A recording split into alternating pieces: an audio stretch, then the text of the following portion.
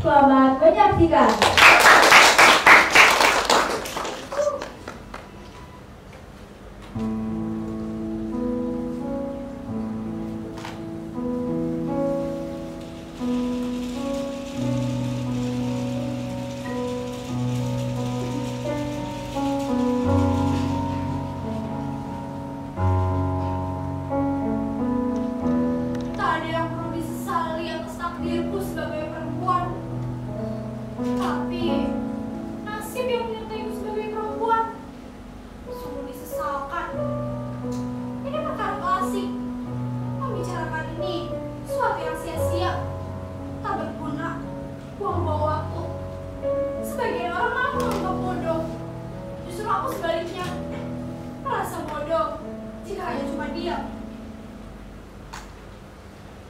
Perempuan yang mana?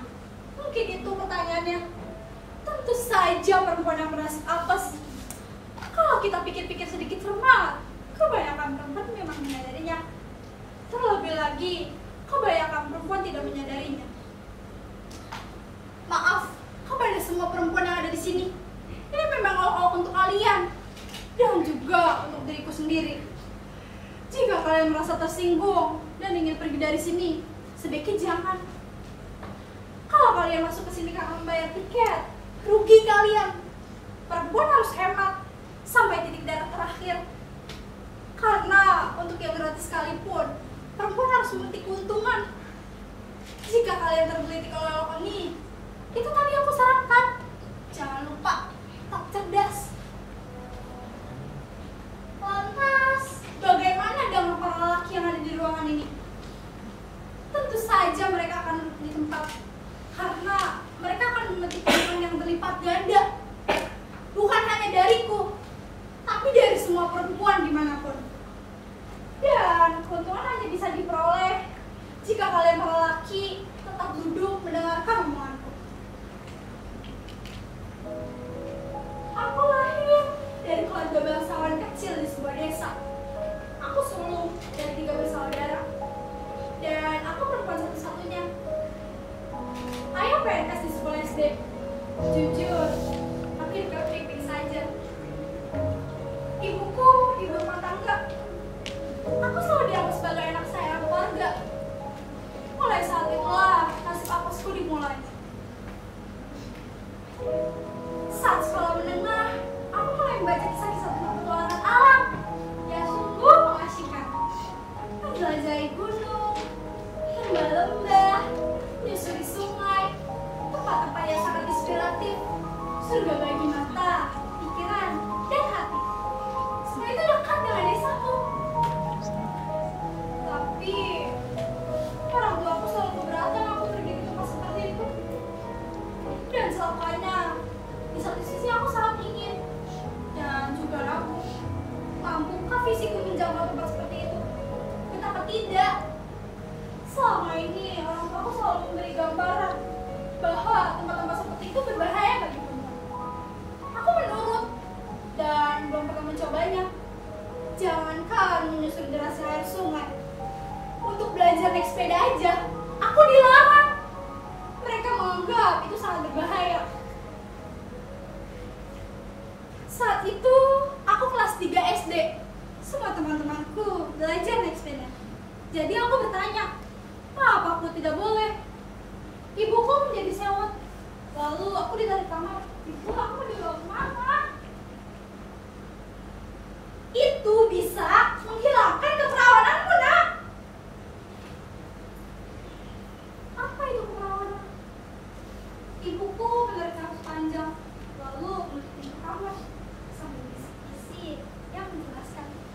Aku cuma diam saja. Sebenarnya dan ngerti. Nah, ini pentingnya kalian, perempuan dan lelaki, tetap duduk mendengarkan omonganku. Selaput perawan, kalian bisa sobek oleh apa saja, termasuk oleh sandal sepeda. Pada malam pertama, para suami umumnya marah jika mengetahui selaput perawan istrinya telah robek. Padahal belum tentu para suami mampu merobek selaput perawan istrinya. Hampir tidak ada para istri yang mempertanyakan apakah suaminya masih perjaka atau tidak. mempertanyakan kepada siapa kebijakan suami telah diserahkan. Celakanya, kebiasaan buruk para suami kadang didukung oleh kebodohan para istri yang merasa bersalah pada malam pertama suatu perawan telah robek. Padahal belum tentu para suami mampu merobek. Ketika kelas 2 SMP, aku terpilih menjadi ketua kelas. Ada beberapa alasan mengapa aku terpilih. Wakilku Agung Basuki, anak lelaki, terpilih karena kriterianya hampir sama denganku. Bedanya nilai rapot dia sedikit di bawahku. Saat itu ada anak cowok pindahan baru, namanya Sutomo. Badannya besar, bandelnya minta ampun. Betul, Sutomo memang biang kerok. Semua cewek dapat gangguan dari dia.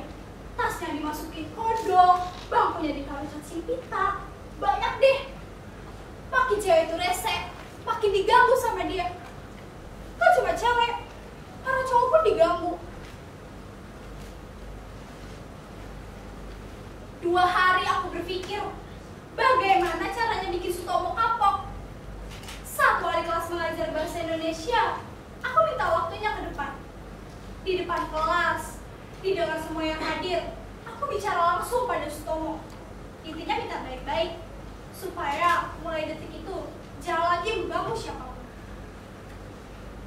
Sebelum mengakhiri bicara, aku katakan pada Sutomo, jika saya lagi mengganggu, dia akan berhadapan denganku.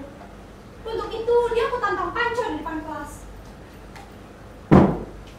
Kalau kamu menang, kamu boleh mengganggu siapapun. Tapi kalau kamu kalah, jangan lagi mengganggu siapapun. Kataku tegas, tapi kalau dia tidak bereaksi apapun atas tantanganku. Saat jam istirahat, aku mendapat ucapan selamat bertubi-tubi dari teman-teman, juga wali kelas dan beberapa guru. Aku selalu menjadi pahlawan.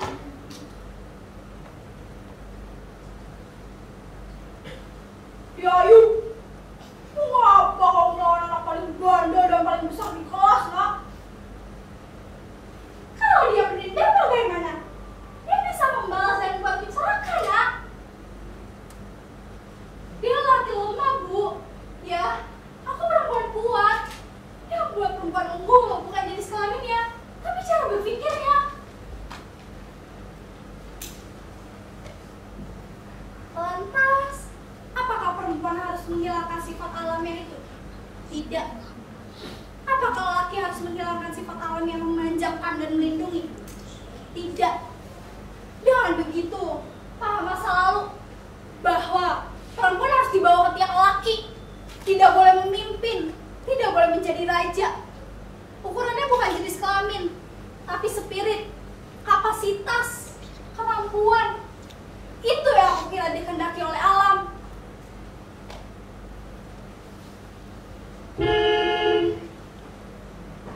Maaf, kalau terdengar seperti mengajari, kebiasaan mengajar di kelas, kadang terbawa. Nah, pertanyaannya mungkin, apakah perempuan dan laki saling paham, hubungan keduanya menjadi lebih baik? Belum tentu. Ada pihak lain yang menentukan. Ego. Seberapa besar kita dapat mengendalikan ego?